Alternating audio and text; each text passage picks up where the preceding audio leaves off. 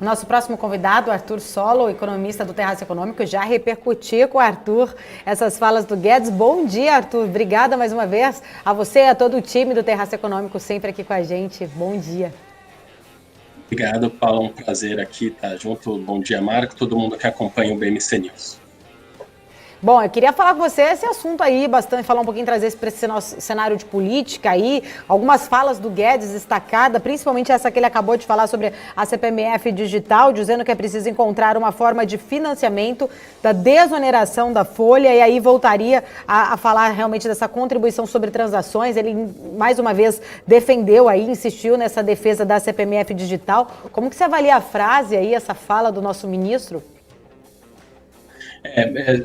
Sobre a questão da CPMF, a CPMF digital, né, que ele chama, ele tem insistido bastante nesse assunto, né, o que parece que é o único do governo que continua insistindo nesse assunto há tanto tempo, né. Eu acho que o que é importante falar, a gente tem que ser, no Brasil a gente tem que ser bastante sensato quando a gente fala sobre tributação, né. Esse ano a gente vai ter um déficit, quer dizer, o governo vai arrecadar menos do que ele vai arrecadar, menos do que ele gastou, em torno de 900 bi. Tem gente já falando que vai ser 1 bilhão praticamente de déficit esse ano, né? Só que isso não veio só de 2020, da questão do Covid. O déficit já vem desde 2014, desde 2015 mais ou menos. E ele surge porque o PIB caiu, né? Desde 2015 a gente tem um PIB. 2015 foi um PIB negativo em 3,5, 2016 negativo em 3%. Depois ele começou a crescer em 2017, 1% e tal, só que a tributação ela tem muito a ver com a quantidade de produção que a gente está fazendo, com o PIB. Bom, desde 2015 a gente está desequilibrado nas nossas contas. A gente não, o governo está gastando mais do que ele está arrecadando. A gente tem que ter meios para arrecadar, para equilibrar essa conta. O ponto é o seguinte: a CPMF, né, o imposto digital, que o Guedes fala tanto, é um imposto péssimo para a economia. Ele, na verdade, ele tributa, os exemplos são os melhores, mas eu falo em seguida, mas ele tributa atividades que às vezes nem são produtivas. Então, se você compra um carro por 40 mil reais e depois vende esse carro usado por 30, você vai pagar nas duas transações o imposto, né? Tanto no de 40 quanto de 30, mesmo a pessoa que está pagando, a pessoa que está recebendo, ela está tributando valores que nem são ganhos de capital, né? Que a gente fala muito, o Marco sabe, a gente fala muito sobre mercado financeiro, a gente fala sobre tributação sobre ganho de capital, né? Você colocou 10 mil, vai tirar 10.100, a tributação é nesses 100 reais que você ganhou, você criou valor nesses 100 reais. Quando você fala de imposto sobre transação digital, você está tributando um valor que não tem ganho de capital. Toda a movimentação você está tributando. Então, eu acho que é isso que é a principal crítica, né, para esse tipo de imposto. Ninguém está falando que a gente não precisa reequilibrar as contas públicas, mas o reequilíbrio das contas públicas, além do aumento de imposto, que é péssimo, além desse imposto que é péssimo para a economia, pior ainda, você tem que ter uma redução no gasto, né? Você tem formas de reduzir o gasto. A reforma administrativa ela é muito tímida. Acho que ela podia pegar nos servidores atuais, não precisava ser só nos servidores que vão entrar. Você tem diversas outras reformas, reforma tributária, que você pode melhorar o sistema de impostos para arrecadar mais também. Então, eu acho que é um exagero a gente continuar falando disso. Tem imposto sobre dividendos, a gente pode falar depois também. O Brasil é um dos únicos países que não tributa dividendos, é um dos poucos, mas o imposto sobre a renda, de renda de pessoa jurídica, das empresas, é gigante, é enorme. Então a gente tem que pensar muito bem, no Brasil é muito grande esse imposto, a gente tem que pensar muito bem como equilibrar as contas públicas. Falando ainda um pouquinho aí de dívida pública, foi uma fala dele, né? O Guedes disse que o governo vai derrubar a dívida pública em 2021. Como que você avalia essa declaração? O que deve realmente, de fato, ser feito efetivamente para conseguir reduzir a dívida pública de uma forma realmente efetiva, na sua opinião? É uma das coisas, Paulo, isso é super importante estar perguntando. O Guedes, ele entrou em 2019 como não vou falar um salvador ali, mas ele veio com muita credibilidade, com uma agenda liberal.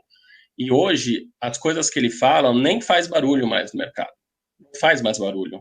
Porque ele falou em 2019, no primeiro ano, que ele ia zerar o déficit público, né? Ele ia zerar o déficit público, que estava vindo na ordem de 100 bilhões desde 2018, 2017, que é uma coisa completamente real. Não precisava conhecer muito da economia brasileira para ver que o desequilíbrio era estrutural, né? A gente não ia conseguir fazer isso de uma vez por outra, né? Tão rápido. Falou várias vezes que a gente ia privatizar a empresa num intervalo de 3 meses. Aí falou, não, mas vai privatizar? Não, mas a gente vai planejar a privatização. E aí eu estou te respondendo isso porque eu acho que ele acabou perdendo muita credibilidade que ele tinha em 2019 por causa dessa ótima ótima habilidade em fazer palestra e péssima habilidade em fazer as coisas de fato. Claro que tem a questão do Congresso, tem que apoiar, mas faz parte do ministro da Economia, faz parte do presidente, faz parte da equipe presidencial trabalhar a que as pautas passem. Então, quer dizer, a Previdência, que era uma reforma super importante, foi bem trabalhada pela equipe, se bem que o Bolsonaro nem entrou tanto, mas foi bem trabalhada e passou. Eu vejo que tem formas a gente diminuir esse déficit, tem formas a gente diminuir o tamanho do Estado, mas eu não vejo tanto afinco da equipe do governo em realmente fazer isso. Tem que diminuir gasto, tem que fazer uma reforma tributária, tem que fazer uma reforma administrativa. A gente gasta 13% do PIB nos servidores públicos. Nenhum país do mundo faz isso, praticamente. A gente é um dos 30, 40 países que normalmente são comparados nas pesquisas internacionais. A gente é o que mais gasta em servidor, na folha de pagamento de servidores, e quando a gente pega o número de servidores, a gente não tem tanto. A gente tem 10 a 15% da população vinculada ao serviço público, mas a gente gasta muito mais comparativamente a esse número, entendeu? Então a gente tem formas de fazer isso, de equilibrar, mas eu não vejo tanta vontade política. Obviamente você tem um desgaste político para fazer essas reformas, não é popular fazer isso, mas o Bolsonaro nem se fala, ele já está há muito tempo evitando pautas impopulares, mas o Guedes, a equipe econômica, ela tem que bater mais desse martelo ali, bater mais nessa tecla, mas aí quando bate na tecla fala de CPMF digital, que é uma coisa que ninguém mais quer ouvir, que é um imposto que não deu certo no Brasil, não dá certo em lugar nenhum, a Argentina faz, e a Argentina não é referência econômica. Então, é isso que a gente tem que bater na tecla certas, né? Não ficar voltando em assuntos que já estão, que nem já natimortos, né? Nem deveria estar sendo falado. O Arthur, só para fechar esse assunto em relação à tributação de dividendos, né? Vamos trabalhar com uma possibilidade. Até teve uma opinião aqui em relação... Eu queria entender a sua opinião, assim, como economista, em relação a se realmente acontecer, quem que realmente, se, por exemplo, as grandes empresas, elas têm seus departamentos ali de engenharia tributária, enfim, talvez nem sejam prejudicadas, né? Sempre compensa de um lado, enfim, consegue realmente reduzir os impactos. Mas você acha que, por exemplo, se vier realmente tributação de dividendos, que vai acabar sofrendo mesmo são aqueles pequenos empreendedores, enfim, realmente de certa forma, um possível imposto injusto, né, da forma como realmente pode vir? Perfeito, ótima pergunta, Marco. O ponto é o seguinte, né, é o que você falou. Na economia, a gente brinca, né, toda ação tem uma reação. Então, se existir mesmo um imposto sobre dividendos, obviamente as empresas e os investidores vão fazer as contas, pegar o bloquinho de papel ali, a caneta, fazer as contas para ver se vale a pena continuar investindo numa empresa, por exemplo, do ponto de vista do investidor, vale a pena ele continuar investindo em ações grandes pagadoras de dividendo, porque aí ele vai tirar. Aí tem que ver a alíquota, mas vai ser 10, 15, 20% de imposto. O que a empresa vai fazer por outro lado? Ela tem, isso é uma decisão sempre da empresa, ela tem um montante de dinheiro que ela veio para o lucro, né? Ela lucrou tanto de dinheiro, ou ela tem dinheiro em caixa. Ela pode tomar a decisão de distribuir esse dinheiro para os investidores em forma de dividendo, ou para os sócios também, ou reinvestir. Quando você coloca um imposto sobre dividendos, fica mais caro você redistribuir para os investidores. Então, ela pode tomar a decisão de investir em projetos dela e paga um retorno no longo prazo, no médio prazo, ela própria. Então, quer dizer, é uma decisão de... Hoje ela tem projetos que rendem 5%, 10% ao ano, mas pode ser que ela não tome essa decisão, porque é mais barato ela distribuir e os próprios investidores tenham projetos próprios que rendam mais do que isso, você entendeu? É uma decisão meio matemática. Então, se você tem um imposto, pode ser que faça sentido ela manter o dinheiro em caixa e fazer investimentos por conta própria. Mas, assim, a impressão que isso é bom, mas imposto sempre causa uma distorção na economia. Impostos que causam distorções menores, imposto sobre valor agregado, por exemplo, que vai na cadeia de produção, cada um vai adicionando o seu valor, e tem impostos péssimos, como é o caso da CPMF, que traz distorções gigantescas, né? Então, essas distorções não é só no valor no preço que é cobrado o produto que é taxado, é também nas decisões dos agentes, nas decisões dos indivíduos que participam da economia, que mudam de decisão a partir desse imposto, e pode ser que essa decisão não é ótima, né? Não é a melhor que ia se não tivesse o imposto. Acho que esse é o ponto principal. O Arthur, só para mudar um pouco de assunto, que hoje a gente só está com pautas polêmicas aqui, né? Mas só para mudar completamente de assunto, falar um pouco de certa forma, de estímulos, né, aqui no Brasil e o final de ano, né? Tem gente falando, os resultados das empresas estão saindo, mostrando que a gente deve ter um final de ano muito forte, né? Shoppings reabrindo, enfim, toda essa demanda aí, de certa forma, reprimida, voltando. Mas, ao mesmo tempo, a gente tem, de certa forma, menos estímulos, né? E tem os pessimistas de plantão aí, os advogados do diabo, às vezes eu sou um deles, eu faço esse papel, falo assim, pô, mas tem menos estímulos, não vai ser tão bom assim, pode ser ruim, enfim.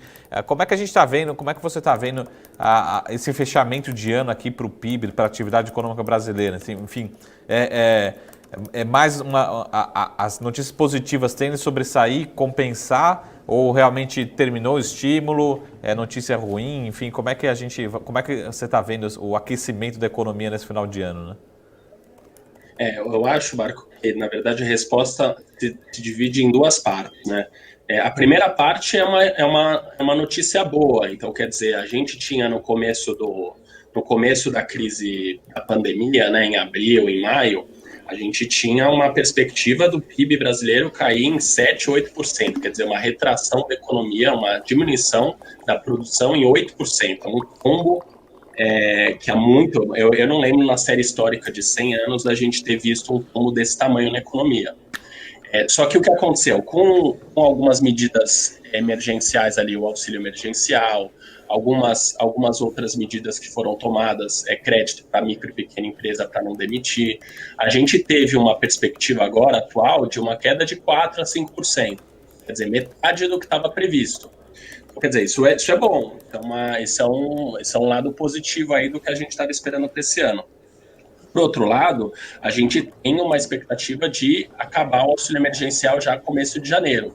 Mas, por outro lado, a gente tem recebido notícias muito ruins da transmissão do coronavírus na Europa, nos Estados Unidos.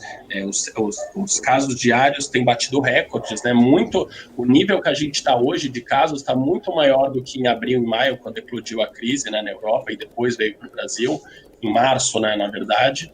Então, a gente tem uma resposta que todos os economistas dão, que depende, né? Depende muito de como se vai chegar essa segunda onda no Brasil, né? O próprio Guedes disse que se chegar uma segunda onda, se tiver um aumento de casos, ele pode ver de prorrogar, sim, o auxílio emergencial já no começo de 2021.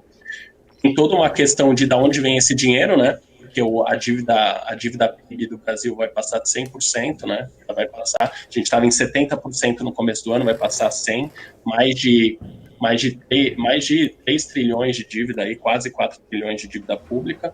Então tem toda uma questão da origem, de onde que vem esse dinheiro, mas eu acho que essa questão do aquecimento da economia vem muito dependente do que vai acontecer, eu acho que principalmente nas próximas semanas, meses, com essa possível segunda onda de contaminação pelo coronavírus e o que as autoridades, o que o Banco Central, o que o Ministério da Economia e o governo vão fazer para reduzir esses efeitos se eles ocorrerem.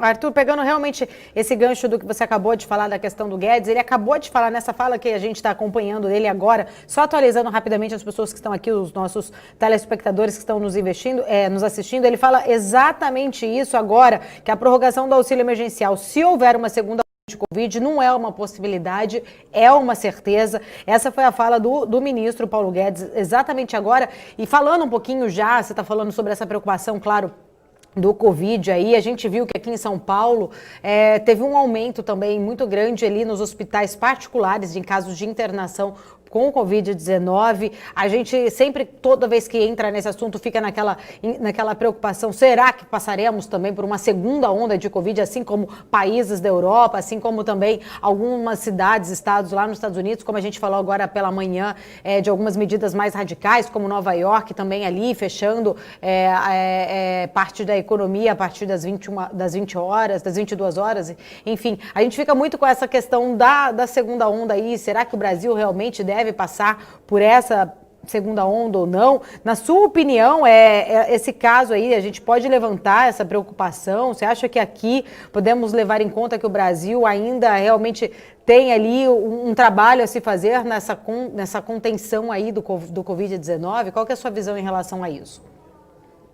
Não, perfeito.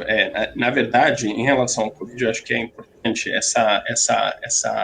essa lógica do processo de contaminação foi parecida em março, né, maio, então março, abril, quer dizer, o pessoal que tinha um pouco mais de renda, de poder aquisitivo, viajou, acabou trazendo o vírus para cá, que era natural, o mundo globalizado, não tinha muito jeito de conter ali no começo, e aí depois foi passando, né, o vírus ele foi passando para classes mais baixas, então, quer dizer, as pessoas acabaram passando, não usava máscara, não tinha essa questão do distanciamento social, então essa lógica de processo preocupa, né, porque isso pode acontecer. A única questão que eu acho que é importante falar são dois pontos principais. Primeiro, a gente tem áreas, né, tem regiões aqui em São Paulo e em lugares do Brasil, Manaus é um exemplo também, que quase metade da população já tem anticorpos contra o vírus, né? A gente tem casos reportados de reinfecção, mas eles são raros. Então, quer dizer, quando você tem uma população com 30%, aqui em São Paulo mesmo tem regiões aqui de 30% de soropositivos, né? Pessoas que já têm um anticorpo para o coronavírus, para o Covid. Então, isso dá uma certa não esperança, não vou dizer esperança, mas acalma um pouco a questão de uma segunda onda. Então, quer dizer, o vírus ele vai estar pulando em 70% das pessoas, 30% já tem um anticorpo. E o segundo ponto também, a gente tem várias vacinas aí surgindo, né, na terceira fase, só para falar 3, né, a Pfizer, né, que saiu nessa semana, que por enquanto ela tem uma taxa de eficácia de 90%, quer dizer, pessoas que foram vacinadas, tanto o grupo que foi vacinado com a vacina experimental, quanto vacina placebo, que não é contra o Covid, algumas pessoas se contaminaram, aí o que o pesquisador faz? Ele verifica se ele tomou placebo ou se tomou a vacina, e dessas pessoas que só contaminaram, 90% tinham tomado placebo, e só 10% tinham tomado a da de Covid, então quer dizer, 90% de eficácia. Isso ainda vai continuar, ainda vai esperar até, acho que 160 pessoas contaminarem na ordem de 90. Isso a Pfizer falou nessa semana, tem a de Oxford e da AstraZeneca também, a Sinovac também aqui, que está testando com o Instituto Butantan, que deu a polêmica, lá parou e agora retornou ontem.